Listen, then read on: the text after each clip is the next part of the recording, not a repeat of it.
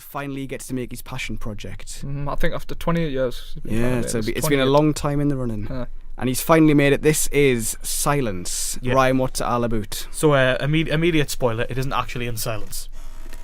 I don't know if that would make a difference. I don't know if that's ruined anybody's thoughts on the film. It's fine. But, false advertising these days and all that. There is a lot of silence in it. Yeah, but it's not about silence. Until somebody's rustling popcorn. Yeah, that happened a lot. That was annoying. Or you can hear the arcade machines in the foyer. Yeah, the rain stopped. You could hear the air hockey machine, couldn't you? Like, yeah. kink, and the kink, lights kink. were flat. Never mind. Yeah. Well, silly world. They don't care about films. They don't care about films. Right, sorry, go on. Yeah. Well, I saw it at the Empire, and it was a lovely experience. I'm sure it was much better. Yeah. This is Martin Scorsese's near 30-year journey to finally get silence to the screen. It's based on the Shizuko Endo novel from 1966. Already brought her life twice on the screen, once in 1971. 1971. Joe, yeah, I haven't seen it. You haven't. Not yet. It's Master Cinema, though. No, yeah, I didn't see it. And the story is in Martin Scorsese's Silence. It's two Christian missionaries played by Andrew Garfield and Adam Driver. It was nearly Daniel Day-Lewis and I believe Benicio del Toro. I definitely know Daniel Day-Lewis. Might have been interesting. Yeah, and they hear news of Father Ferreira, played by Liam Neeson. He has apostatized Christianity in Japan. He has renounced it, and they think this is immediate concern, and they decide to travel to Japan and spread the word of Christianity and find out just what has happened to Father Ferreira. However, in that time, hundreds and thousands of Christians were being put to death in Japan, and Christianity was outlawed and their prisons completely forbidden, and many priests were being killed or forced to do symbolic apostatizing, like standing on the figure of Christ or spitting on the Virgin Mary spitting on the Jesus statue or the Virgin Mary to show that they are not Christians. To renounce their faith. To renounce the faith. Yes. And if to be honest, his last film was The Wolf of Wall Street. 3 years ago. I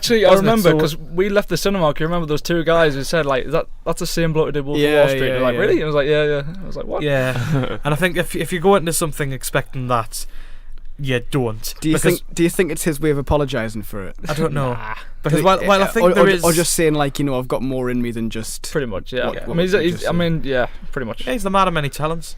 Well, yes. there is violence and stuff like that, but it's not to a level where it isn't more than over anything that would sort of ruin it. I think you can see the passion dripping from this, can't you? You can't. Like, I mean, this is something that you can see that he's clearly devoted to. I know he's a very religious man. He screened it earliest at the Vatican. Yeah. Before it opened, and you can tell that this is something very, very dear to him. And I think that passion shines through in many of his discussions in the film. And this film is, while it doesn't have silence all the way through, it is about silence, because it's all about God and the silence that are in some of the unbroken moments that we have, and the testing of the faith. Because as Andrew Garfield, because he is the main lead of the film, as he goes through Japan and he sees horrors and people who are living in a broken world where they can't practice their faith for fear of being persecuted, he is forced to sort of like wise up to what is happening, and he constantly tries to speak to God, but again there's silence, and just what does that silence mean? Does it mean that God doesn't exist? He ain't picking up, man. Is that is that challenging his faith, or does that mean his faith isn't real? So yeah, lots of discussions about the nature of silence. Maybe he's just awful at answering the phone. He's nipped out for a pint. Yeah, man. he's nipped out for a pint. leave him a message. He just comes back like, oh my God. Are you alright, Andrew? I'm steaming. So Anyway, I'm like a pint, but I'm lost. I remember just playing the trebles. Yeah, but Silence. It's a deeply religious, deeply philosophical film, and you can tell. I mean, it's a very slow film.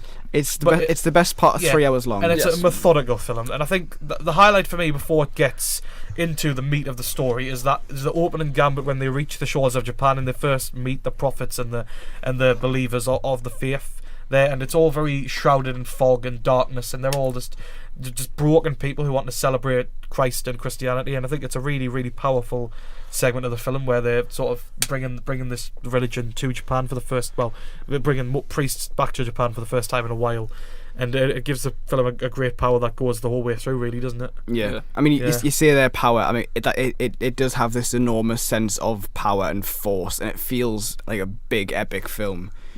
Even though a lot of the time, not a lot of characters on screen, but it just the sheer heavy weight of the subject matter does sort of fall down like a lead duvet, for want of a better word. A lead duvet.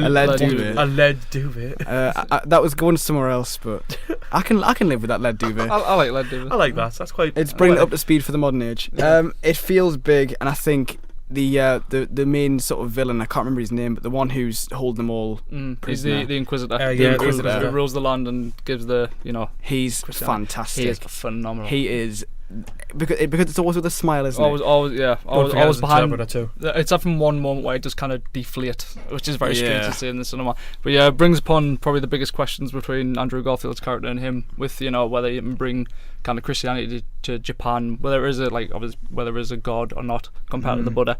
And it just throughout the film there's a weightiness to it. There is a massive amount of tension, surprisingly. As soon as they get off the boat onto the island, you're just thinking, like, are they going to get caught? Who are these next people? Are these the actual villagers, or are they pretending? Which leads to probably one of the best sequences I've seen this year for now.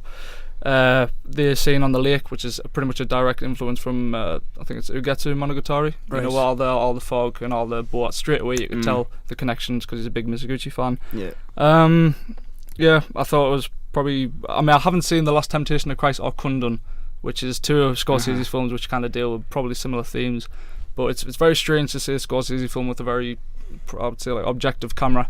Yeah, a lot of people have said that the torture scenes are gratuitous, which I disagree. I don't think they are.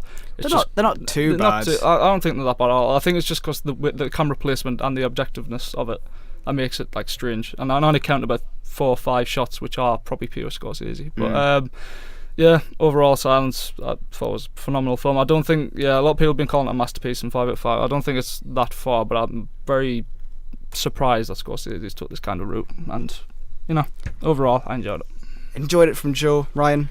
Yeah, I think it's just an immensely powerful. I think by the time it wraps itself up, you really get the sense of weight behind it, as you've said, Liam. And I think Andrew Garfield does fantastically well. And I know people have been pointing out Adam Driver as well, and the fact that he's got that sort of angular, gauntly look about him, which in the best way. Yeah, like he's got that look about him to sell it. And I think the discussions they're having are discussions worth having, and there's a lot to leave you think about it. And it's just such a gorgeous film, isn't it? It is. Like, there's so many screensavers in every single shot.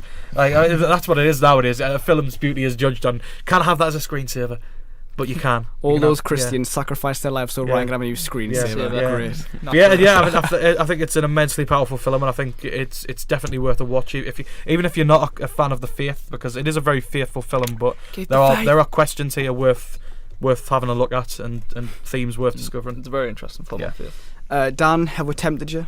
Yes, I've done it. Scorsese tempts us alone, and just haven't had the time to go see it. It could be Scorsese's Lego movie or something like Scorsese does Angry Birds. I'd probably go see it. Everything is terrible because it could actually be Silent. I would say it. So I think he's one of them directors. Probably up there with maybe Spielberg, and then try to think what else, like maybe Nolan nowadays. Who you kind of see the film just because of the director's name alone. Absolutely. Everything is terrible because Christianity's been repressed. Everything is terrible. Anyway, is that Lego movie?